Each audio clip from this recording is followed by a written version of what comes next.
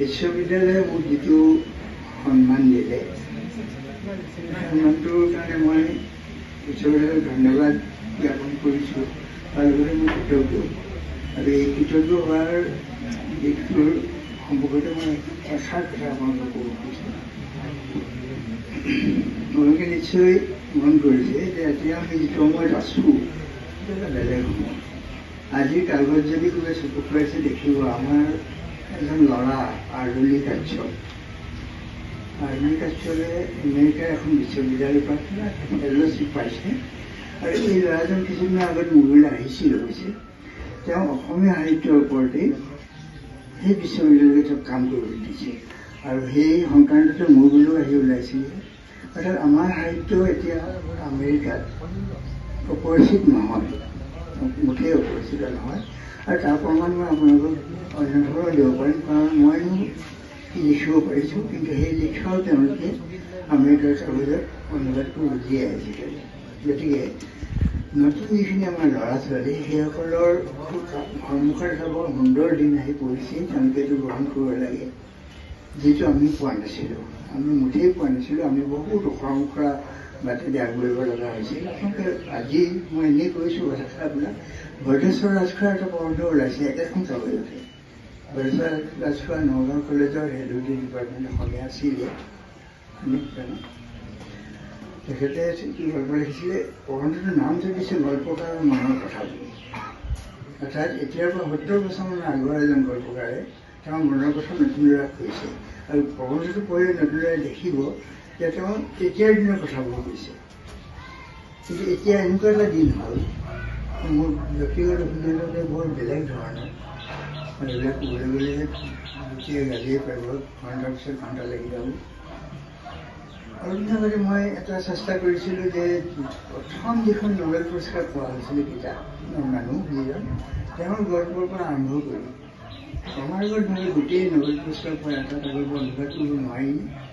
মই 5টামান কৰিলোঁ, বিচাৰি পাবলৈ টান কিতাপ হ'লোঁ, বিচাৰি কৰিলোঁ, কিন্তু কোনেও নপঢ়ে। কাৰণ সাধু কথাতকৈ আমাৰ সাধু কথাতকৈ বেয়া নোবেল পুৰস্কাৰ পাইছে। কিন্তু তেওঁলোকে সেই দিন আৰু এইদিনৰ মাজত কিমান পাৰ্থক্য ক'বলৈ গৈ মই কথাটো কৈছোঁ যে যোৱা সংখ্যা তাৰ আগৰ সংখ্যা প্ৰকাশত মই এটা গল্প অনুবাদ কৰিছিলোঁ। 2020 চনৰ ইংলেণ্ডত প্ৰকাশ হোৱা এটা গল্প।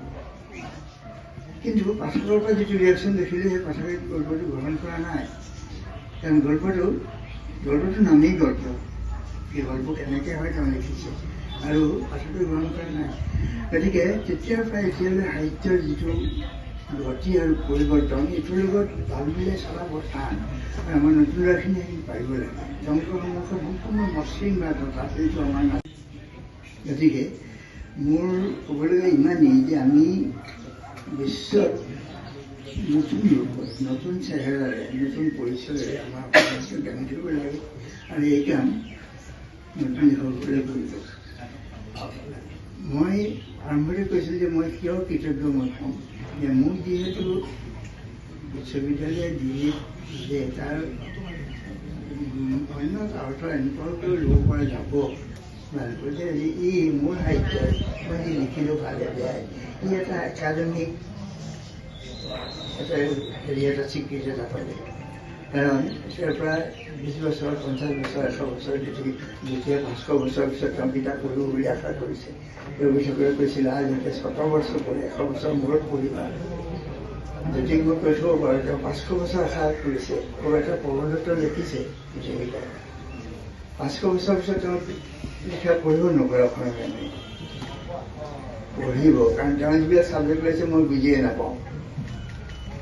বিয়া হ'ব লাগে নে নালাগে, ল'ৰা ছোৱালী হ'ব লাগে নে নালাগে, নতুন সমাজখন কেনেকৈ হ'ব, জেণ্ডাৰবিলাকৰ মাজত এই যিবিলাক নতুন ছাবজেক্ট আহিছে সেইবিলাক আমাৰ নাছিল।